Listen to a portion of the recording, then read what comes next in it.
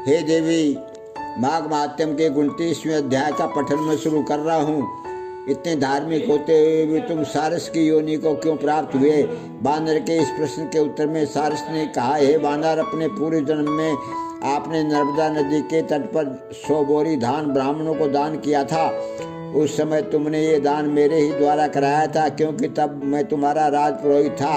मैंने लोभ के वशीभूत होकर सारा का सारा धान अपने ही पास रख लिया। ब्राह्मणों को तो नाम मात्र का थोड़ा सा अंश ही दिया था। अपने इस पाप के कारण मुझे कालसूत्र नामक नरक में रक्त से भरी कीच में गिराया गया। उस रक्त की दुर्गंधित कीचड़ से मेरा मुख नीचे की ओर करके मुझे डाल दिया गया। मैं उसे चारता नरक भोगता रहा। नरक में कौवे तथा गिद्ध मुझे नोच कर खाते थे। कालसूत्र नरक में पल भर काटना भी घोर कठिन था, तथापि मुझे इस नरक में 30 वर्ष तक रहना पड़ा। उस नरक की यंत्रणा का मैं वर्णन नहीं कर सकता हूँ। दान हड़पने के पाप के कारण मुझे नरक भोगना पड़ा तथा दूसरे पाप अर्थात अपनी बहन के घर से कांसे का बर्तन चुरा कर एक जुआरी को देने के कारण मुझे सारस का शरीर प्राप्त हुआ है। ये जो मादा सारस के रूप में मेरी पत्नी को तुम देखते हो, ये उस जन्म में ब्राह्मणी थी तथा इसने वे कांसे का बर्तन चुराने में मेरा साथ दिया था। हे कपि, तुम अपने और हमारे पूर्व जन्म के बारे में जान चुके हो। अब तुम अपना और हमारा भविष्य भी सुनो। अगले जन्म में हम और तुम तीनों ही हंस बनेंगे तथा ये मादा सारस मेरी पत्नी होगी। हम दोनों ही काम रूप देश में पूर्ण सुखी जीवन व्यतीत करेंगे। इसके पश्चात हमारा जीवन कल्याणी योनि में होगा।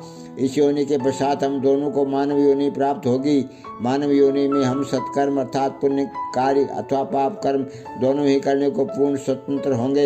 ये हमारे विवेक पर निर्भर करेगा कि हम मानव जीवन में धर्म का पालन और सत्कर्म करके अपना लोक परलोक सुधार लें अथवा पापों में लिप्त रहकर नरक भुगतने का रास्ता स्वयं तैयार करें। बानर ने कहा, हे सारस, मैंने पूर्व जन्म में राजगुरु होने के नाते आपकी पूजा की।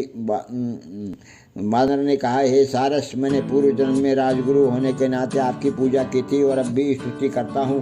हे सारस, तुम अपनी पत्नी से सुखपूर्वक रहो, तुम्हारा कल्याण हो। तुमने मेरा ज्ञान दूर कर दिया है, अतः अब मैं भी तुम्हारे कथन को ध्यान में रखकर अपना शेष जीवन व्यतीत करूँगा। प्रेत ने इतनी कथा कहने के बाद कहा, हे द्विज, नदी के तट पर मैंने जब बानर और सारस के वार्तालाप को सुना तो मेरा भी अज्ञान नष्ट हो गया। इसके साथ ही मन का दुख एवं समस्त चिंताएं भी कम हो गई। हे विप्र, गंगा जल के आश्चर्यजनक प्रभाव को मैं देख चुका हूँ, इसलिए मैं आपसे गंगा जल मांग रहा हूँ। मैं बहुत दुखी हूँ तथा गंगा जल पीने को लालायित हूँ। गंगा जल की महिमा का वर्णन करते हुए प्रेत ने आगे कहा, एक ब्राह्मण ग्रामीणों के भजन पूजा करवाया करता था। एक बार उसने किसी अयोग्य व्यक्ति से अशुद्ध रूप में मंत्र का जाप करवा दिया।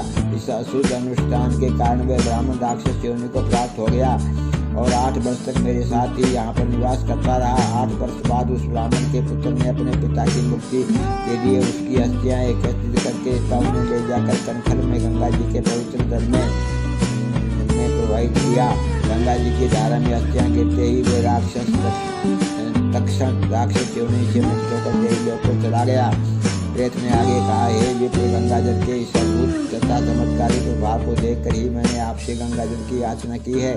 मैंने अपने पूर्व जन्म में तीर्थों पर बिना कुपात्र या सुपात्र का विचार के सभी का दान ग्रहण किया है, लेकिन स्वयं कभी भी कोई छोटा या बड़ा दान नहीं किया। यही नहीं, मैंने कभी भी उस दान के भार से मुक्त होने का उपाय नहीं किया। इन समस्त उपक्रमों के कारण ही मुझे ये प्रेत योनि प्राप्त हुई है। अब मैं इस योनि में अत्यंत दुखी हूँ। मुझे इस योनि में भोजन और जल तक प्राप्त नहीं हो रहा। मैं अत्यंत दीनहीन दशा को प्राप्त हूँ। इस विंध्य पर्वत पर दुख भोगते हुए मुझे सैकड़ों वर्ष व्यतीत हो चुके हैं। हे दुष्श्रेष्ठ, कृपा कर गंगा जल देकर मेरा शीघ्र उद्धार करने की कृपा करें। प्रेत के उपरोक्त वचन सुनकर उस पुण्यात्मा पथिक के हृदय में प्रेत के प्रति करुणा जागृत हुई है। उसने दया से द्रवीभूत होकर उस प्रेत को त्रिवेणी का जल पिला दिया। प्रेत ने त्रिवेणी का जल पीने के बाद कुछ जल से अपने मस्तक पर अभिषेक किया। इसके फलस्वरूप उस प्रेत की काया छूटकर उसे दिव्य शरीर प्राप्त हो गया। उस दिव्य शरीरधारी से प्रसन्न होकर कहा, श्री गंगा जी के पवित्र जल का पूर्ण गुणानुवाद शारद ब्रह्मा जी भी नहीं कर सकते। यदि गंगा जी की ऐसी चमत्कारिक महिमा नहीं होती तो भगवान शंकर गंगा जी को अपने शीर्ष पर क्यों धारण करते। गंगा जल के समान महिमामय, न तो कोई सिद्धि है और न गति ही है।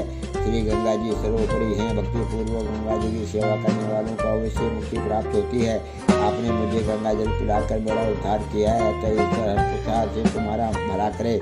इस प्रकार अनेक आशीर्वाद देकर वह मुक्त हो चुका प्रेत दिव्य रथ में बैठकर स्वर्ग को प्रस्थान कर गया।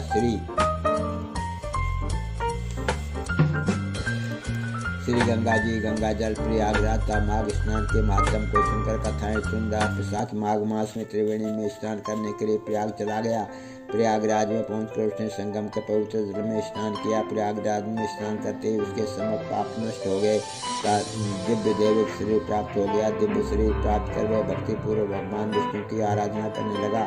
तब गंधर्वगण उसकी स्तुति करते हुए उस पर पुष्प वृष्टि करने लगे और देव ललनाएं अभिवादन करने लगी और वह दिव्य विमान पर आगे कर इंद्रलोक को प्रस्थान कर गया।